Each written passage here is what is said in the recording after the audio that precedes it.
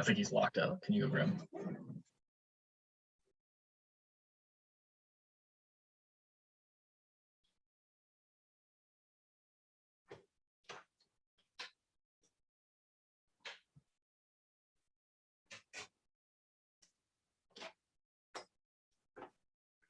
Hello. Hey, Coach, we've got you. We're ready whenever you are. Okay, great. All right. So listen, with the first pick, we took Nick Bolton, a local college player from University of Missouri. And what you're going to get with him is just a all out, aggressive, smart football player.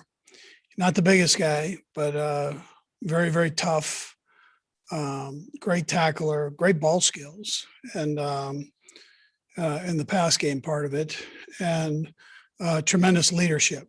So we look forward to bringing him on board. And then Creed Humphrey from Oklahoma, big kid that, again, is extremely smart. The thing you'll notice with him is he can snap with either hand, natural left-handed snapper, but he could do either one. It doesn't really matter. I mean, he's best probably with his left hand. That's his natural hand. But he's taught himself how to do it also right-handed. Great feet and work ethic, and then a big man.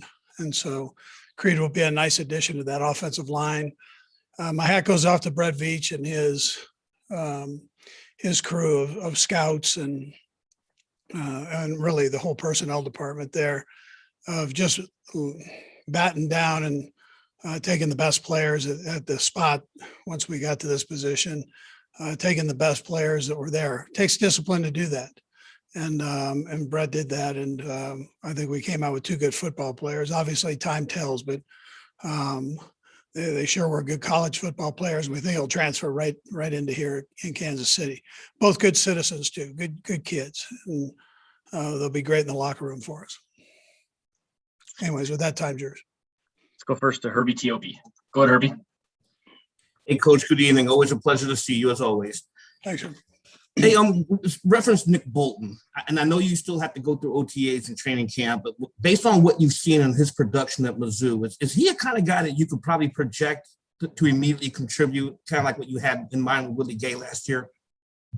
Yeah, So he can play the Mike linebacker position, but he can also play the other positions there. So yes, he can. We had a bit of an advantage that we have Andy Hill on staff, and Andy coached him, so and knows him personally, which helps. But we felt that he could help us in any of the three positions, and you can't have enough of those guys. We're a little bit short just on bodies, and at that spot, at our linebacker spot. So this helps us there. Go next to Dave Scretta. Go ahead, Dave. Hey, good evening, Andy. You mentioned that, you took the best players on your board, and that's always the case, I know, but these two guys also seem to fit two of your biggest needs. Would you say that's pretty accurate, and how delighted were you that the board actually fell that way? Yeah, well, we knew there was a good group of offensive linemen. And so you figured there would be an offensive lineman there potentially. You're hoping it was one that you liked. And then the linebacker spot was a bit thin.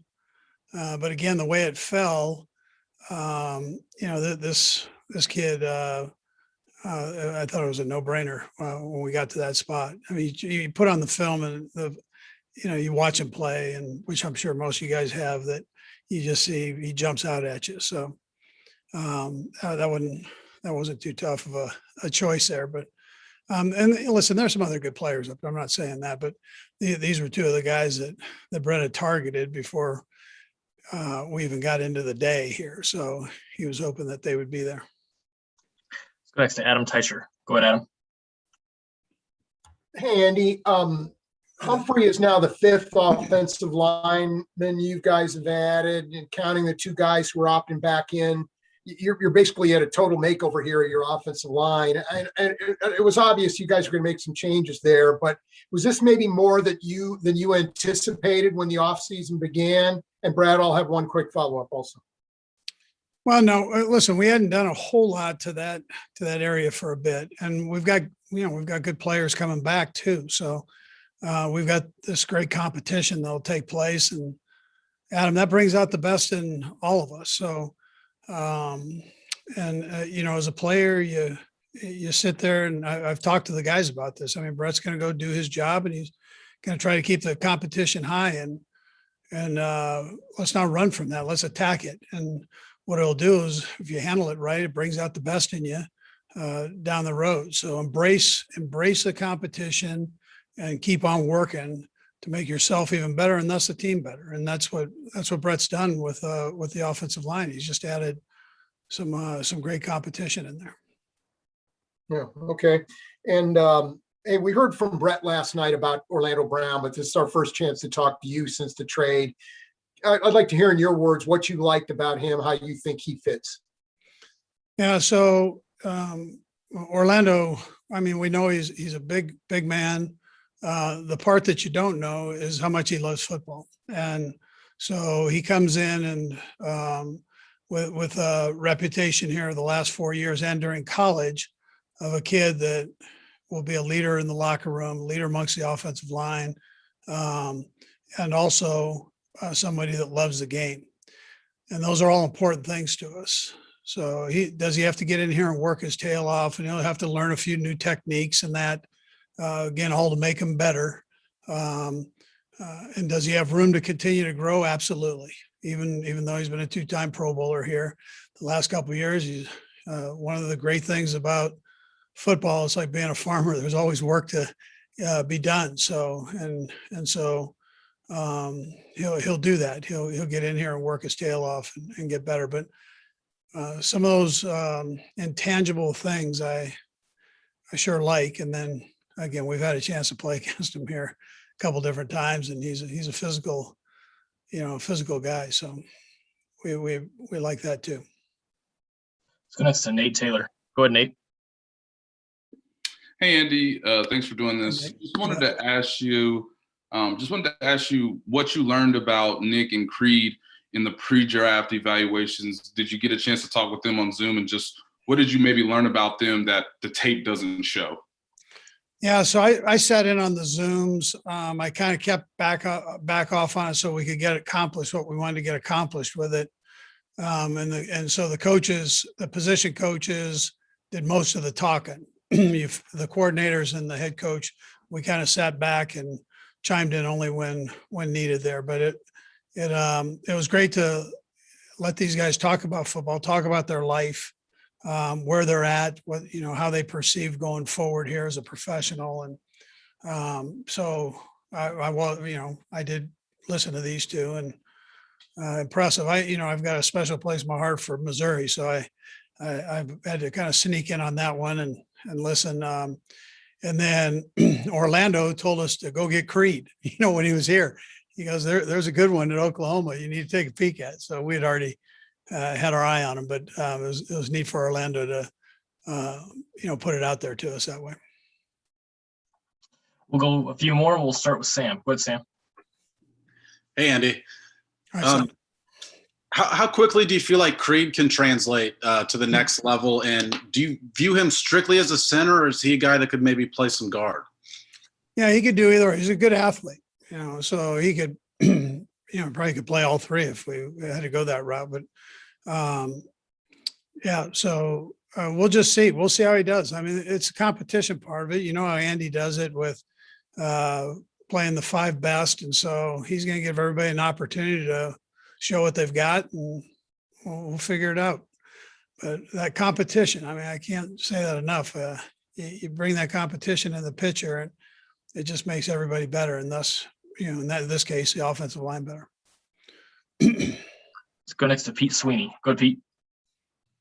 Brad, I'll just have one quick thing after this, but Coach, we won't get Steve Spagnuolo for a while. I know if you're taking Nick with your top pick, he had to sign off on this. What was his take, and what makes him a Steve Spagnuolo type of linebacker? Yeah, well, he makes plays, and he's smart. He makes all the calls, or made all the calls at Missouri, and we felt like he could do that here. Steve did, and you love his attitude. You love the whole story. I mean, you guys are going to get a great story with this, and just with the kid and how he, came up through the ranks here. So, it's a good, solid person and a heck of a football player. And then just, I know you're not into comparing to previous seasons, but it seems like there'll be competition for at least 3 or 4 offensive line spots. How excited do you get about this in-house tape that you're going to get to watch, this training camp battle? It's going to be for really a lot of the offensive line positions.